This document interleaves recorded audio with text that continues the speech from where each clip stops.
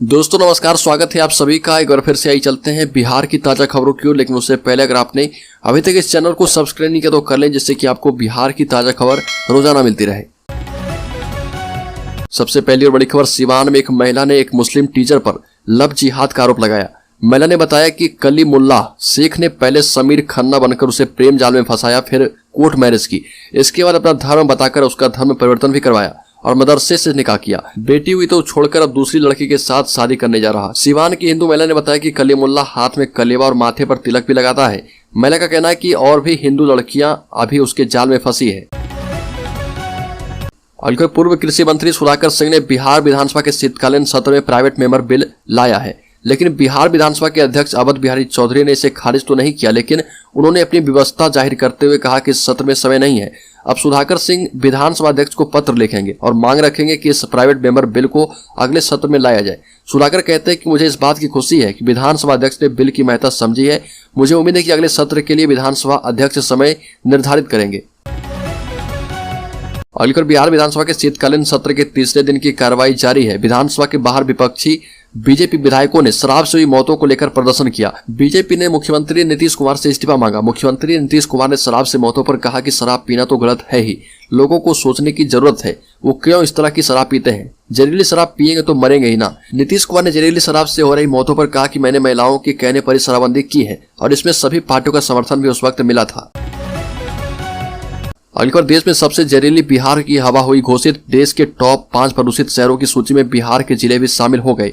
केंद्रीय प्रदूषण नियंत्रण बोर्ड के द्वारा जारी दैनिक AQI के मुताबिक देश भर में सबसे ज्यादा प्रदूषित शहर पूर्णिया जिला है। साथ ही जारी आंकड़े के मुताबिक पटना का एक AQI 347 दर्ज किया गया। वह इसके साथ ही भागलपुर, बिहार शरीफ, मोतिहारी, मुंगेर, किशनगंज, पूर्णिया, समस्तीपुर और सिवान का AQI 300 से अधिक रहा। एयर क्वालिटी इंडेक्स यानी AQI का 50 से नीचे रहना ही अच्छा माना जाता है।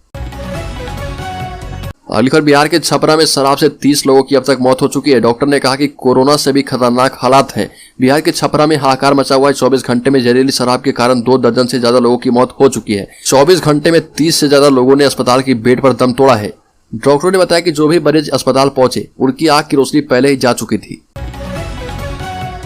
जहरीली शराब से बीजेपी को मिला ऑक्सीजन। सत्ता से बाहर होने के बाद पहली बार नीतीश को उनके ड्रीम प्रोजेक्ट से घेरने का मिला मौका। सत्ता से बेदखल हुई बीजेपी को नीतीश और तेजस्वी की नजदीकियां मुश्किलों में डाल रही थी। नीतीश ने तेजस्वी को उत्तराधिकारी किया बताया। बीजेपी की धड़कन बढ़ गई। आरजेडी और जेडीयू की नजदीकियों में बीजेपी को सत्ता का फासला बढ़ता दिखने लगा था। अब बीजेपी को बिहार में ऐसे मुद्दे की तलाश में थी जो कि उसके लिए संकट की घड़ी में ऑक्सीजन का काम कर पाए। कुछ ऐसा हुआ और नीतीश की तेजस्वी को लेकर बड़ी घोषणा के 24 घंटे के बाद ही बीजेपी को जहरीली शराब से मौत का मुद्दा मिल गया।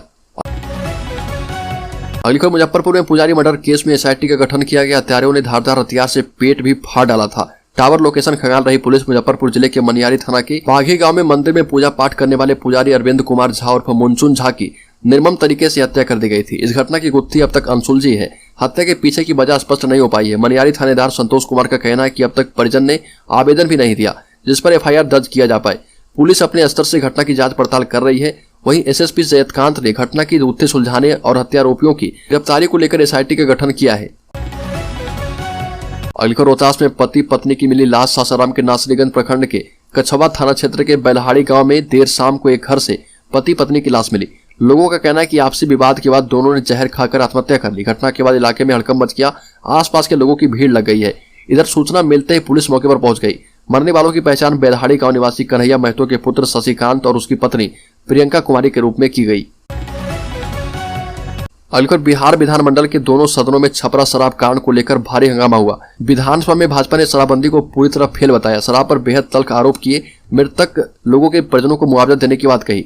वहीं मुख्यमंत्री नीतीश कुमार बहुत नाराज हो गए। भाजपाइयों के लिए कहा कि इसका मतलब है कि आप ही लोग गड़बड़ कर रहे हैं। इतना गंदा काम आज तक किसी ने नहीं किया। बहुत गंदा काम है। अब क्या हो गया, पहले तो शराबबंदी के पक्ष में थे। नीतीश कुमार ने बीजेपी से कहा कि शराब की तरफदारी आप लोगों को पूरे तौर पर बर्बाद कर देगी। 2022 की मैट्रिक परीक्षा फर्स्ट डिवीजन से पास करने वाले राज्य के अल्पसंख्यक समुदाय के 50,420 स्टूडेंट्स को प्रोत्साहन राशि मिलने के रास्ता साफ हो गए। मैट्रिक परीक्षा प्रथम श्रेणी से पास करने वालों में राज्य के अल्पसंख्यक समुदाय के 26,603 छात्र एवं 23,817 छात्रा शामिल है। इनमें मुजफ्फरपुर के 2426 स्टूडेंट्स में छात्रों से अधिक छात्राएं हैं। फर्स्ट डिवीजन से पास अल्पसंख्यक छात्रों की संख्या 1136 तो छात्राओं की 1290 है। जहरीली शराब पर विधानसभा में विपक्ष के हंगामे पर उप मुख्यमंत्री तेजस्वी यादव ने कहा कि भाजपा के लोगों को आज याद आ रहा कि जहरीली शराब से लोगों की मौत हो रही है। भाजपा यह बताया कि उसके शासनकाल में जहरीली शराब से कितने लोगों की मौत हुई, तब भाजपा के लोग मौन धारण किए हुए थे। भाजपा के मंत्री के घर शराब पकड़ी गई थी। विधानमंडल परिसर में पत्रकारों से बातचीत के क्रम में उन्होंने ये बात कही। तेजस्वी यादव ने कहा कि जब शराबबंदी नहीं थी तब भी जहरीली शराब से मौत होती थी और यह सच्चाई है। अलीगढ़ बिहार में 7वें चरण की शिक्षक नियुक्ति के लिए बनाए जा रहे कठोर नियम कानून 2 लाख पदों पर होगी बहाली। बिहार में प्राथमिक और +2 स्कूलों के शिक्षकों की नियुक्तियों का अधिकार पंचायत राज नियोजन इकाइयों से छीनने जा रहा। प्रधान शिक्षकों की भांति शिक्षक नियुक्तियां जिला संपर्क में की जाएगी, लिहाजा इनका तबादले के नियम और वेतनमान भी नए सिरे से तय किए जाएंगे। शिक्षा विभाग ने इसकी तैयारियां कर दी है। जानकारों के मुताबिक एक विशेष समिति से नई रूलबुक का अनुमोदन कराने के बाद इसे कैबिनेट में प्रस्तुत किया जाएगा। विभागीय सूत्रों के मुताबिक 7वें चरण में प्राथमिक और माध्यमिक उच्च माध्यमिक शिक्षकों की करीब 2 लाख से अधिक शिक्षकों की नियुक्तियां की जानी है। हालांकि कुल रिक्त पदों की संख्या करीब 3 लाख से अधिक है। अलीगढ़ बिहार में जहरीली शराब से हुई मौत को लेकर बीजेपी नीतीश सरकार पर हमलावर है। पूर्व डिप्टी सीएम सुशील कुमार मोदी ने मुख्यमंत्री नीतीश कुमार की शराबबंदी को फेल करार दिया और कहा कि नीतीश कुमार बिहार में शराबबंदी लागू करने में पूरी तरह विफल है, जबकि यह गुजरात में बेहतर तरीके से लागू है। पूर्व उप मुख्यमंत्री एवं राज्यसभा सांसद सुशील कुमार मोदी ने कहा कि बिहार में शराबबंदी लागू होने के बाद 6 साल में 1000 से ज्यादा लोग मारे गए और 6 लाख लोग जेल भेजे गए और केवल शराब से जुड़े मामले में हर माह 45,000 से ज्यादा लोग गिरफ्तार किए जा रहे हैं। बिहार में रोजाना 10,000 लीटर और महीने में 3 लाख लीटर शराब जब्त की जा रही है। अलीगढ़ बिहार में भ्रष्टाचार के पुराने मामलों में भी चलेगा मुकदमा। विधानसभा से बिल हुआ पास। बिहार में अब भ्रष्टाचार के पुराने मामलों में भी मुकदमा चलेगा।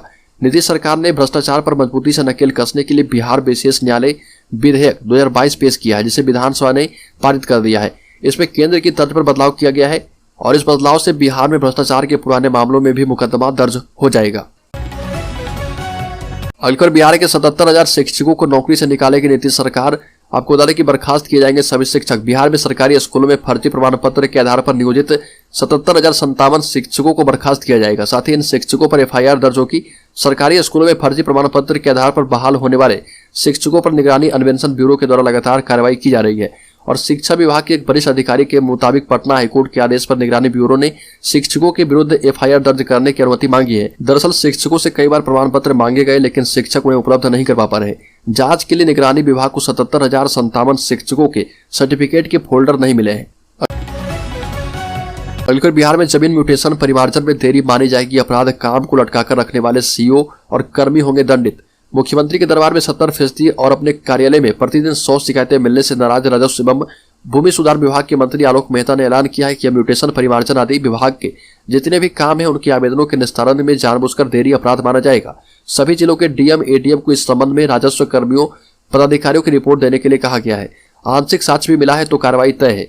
आवेदनों का न्याय के साथ निस्तारण नहीं करने वाले CO राजस्व कर्मी दंडित किए जाएंगे।